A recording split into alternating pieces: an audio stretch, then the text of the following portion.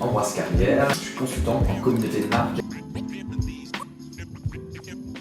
Je vais distinguer plusieurs moments dans ma journée. Il y a un moment où ça va être vraiment un fond sonore sur lequel j'y accorde quand même très peu d'attention.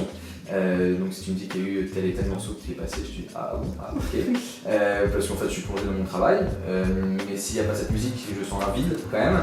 Et il y a d'autres moments où justement j'ai besoin d'arrêter de me concentrer sur la tâche sur laquelle j'étais et j'ai envie de remettre un petit coup de boost ou me faire un petit plaisir. Et là je vais vraiment aller choisir un album, un titre que j'ai envie d'écouter en fonction de mes humeurs.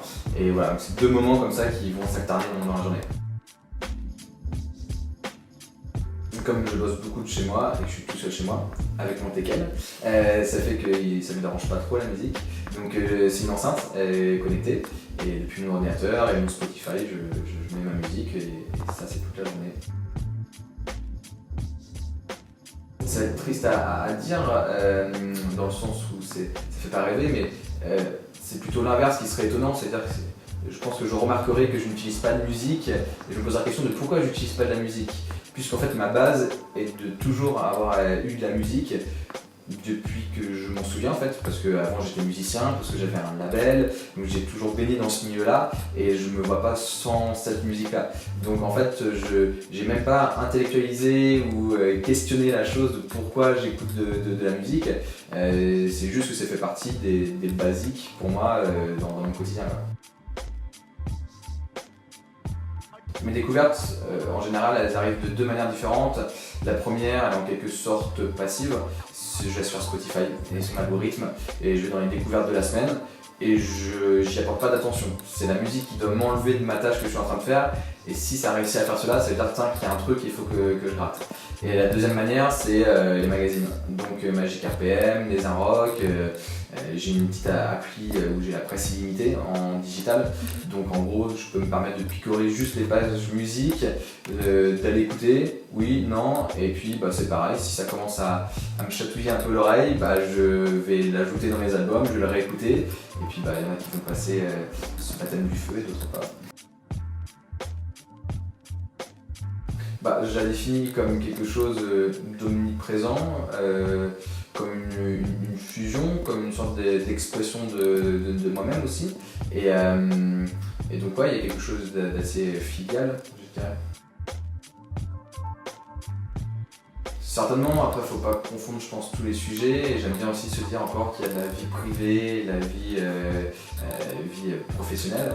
Donc j'ai pas forcément envie de confondre les deux et si justement à un moment donné la musique c'est une manière de s'exprimer autrement qu'au travail, d'avoir un peu sa sphère, ça peut être pas mal. Par contre si on relie au sujet de l'entrepreneuriat, je suis persuadé qu'on aurait beaucoup à apprendre des artistes et de leur manière dont ils gèrent leurs projets dans le monde du travail parce que pour avoir été pendant un moment dans des labels et maintenant plutôt dans le monde de la communication, je me rends compte que c'est juste deux manières totalement différentes, totalement déconnectées de travailler. Il y a forcément du bon à prendre dans chacun. C'est certainement utopique de se dire qu'on pourrait réunir les deux bons, c'est plutôt les deux mauvais qu'on arrive à réunir. Mais ouais, il y aurait plein de choses à voir dans le côté d'expression de soi-même, d'être fidèle à ses valeurs, de créer du sens. Je le retrouve beaucoup plus dans le milieu culturel que dans le milieu de l'entrepreneuriat. Du moins dans le milieu de l'entreprise. Pas dans celui qui crée son entreprise, mais dans les entreprises pour lesquelles on va travailler, qui sont des fois un peu déconnectées du réel. Il va y avoir du coup Voyou et Yel, les bruits de la ville, qui marchent très bien et qui donnent une bonne patate.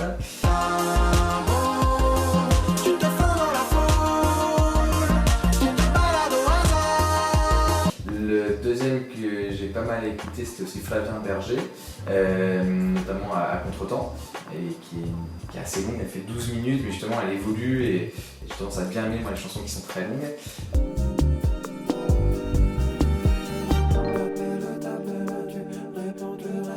Troisième, ce serait Fontaine d'essai, dit ici, je sais pas si on dit d'essai, bref, Fontaine d'essai.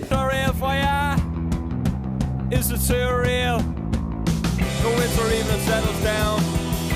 The bruised and beat up open sky, 6 o'clock, the city in its final